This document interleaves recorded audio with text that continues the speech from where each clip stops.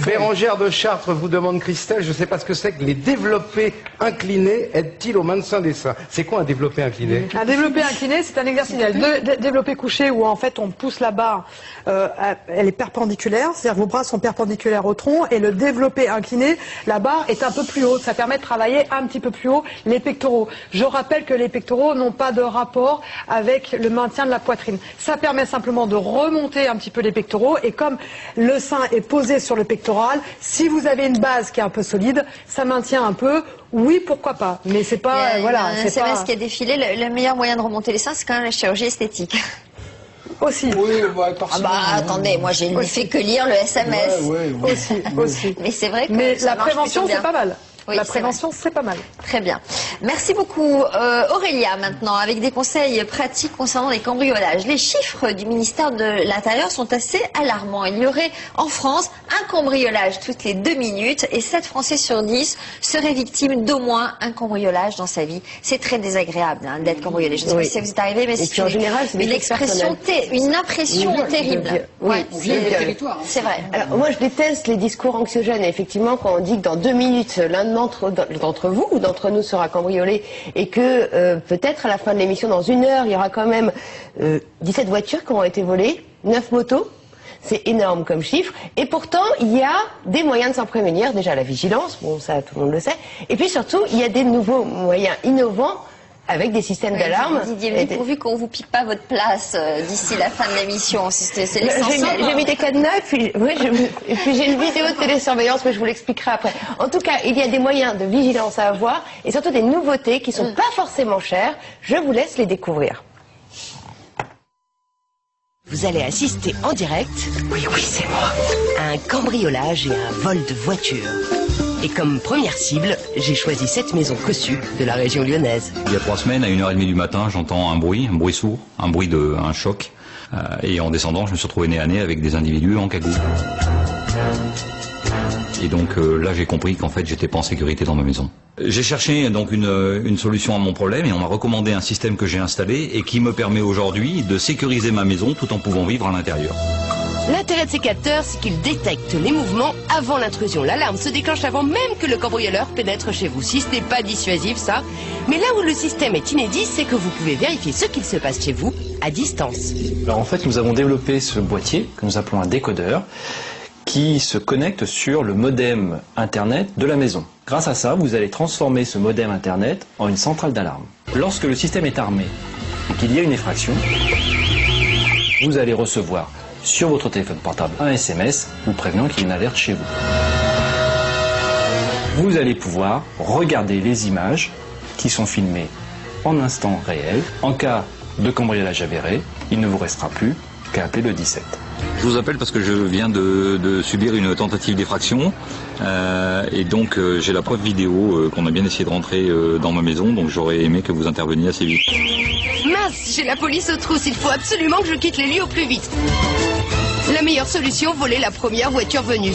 Le hic, c'est que je ne me rends même pas compte que cette voiture peut être très facilement géolocalisée.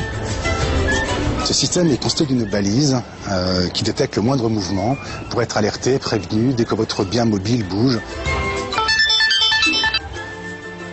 Alerte déplacement vol sur balise localisation. Nous alertons la station de télésurveillance.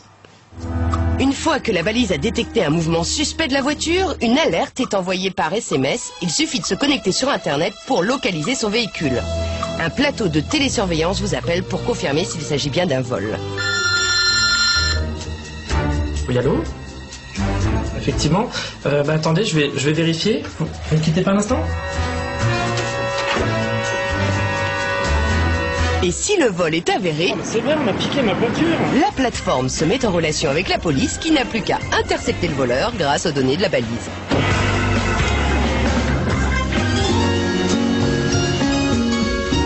Je serai peut-être pas dans l'émission après ce reportage. Alors, quelques nouveautés que vous nous avez présentées dans ce Alors, ce que je trouve très ingénieux, c'est ça. Revient. Oui. Ça, c'est vous le branchez directement sur votre box ADSL, c'est connecté à Internet sur votre box ADSL, c'est-à-dire que sur votre boîte qui vous permet d'avoir votre modem, qui vous permet de recevoir le net chez vous, l'Internet chez vous. Okay. Et donc, vous allez avoir 3 moyens de vérifier ce qu'il se passe chez vous. Soit avec cette caméra de télésurveillance, vous pouvez voir ça sur votre internet, sur votre téléphone mobile, ou sinon avec le plateau de télésurveillance qui peut voir à distance ce qu'il se passe chez vous. Et ce qui est très, très intéressant, ce sont ces capteurs. Ces capteurs, je trouve ça plutôt édifiant. Vous les placez à chacune de vos fenêtres ou à vos portes, et de cette façon, avant qu'il y ait une intrusion chez vous, il détecte les mouvements et se met à sonner, avant même que le cambrioleur ait pu rentrer chez vous.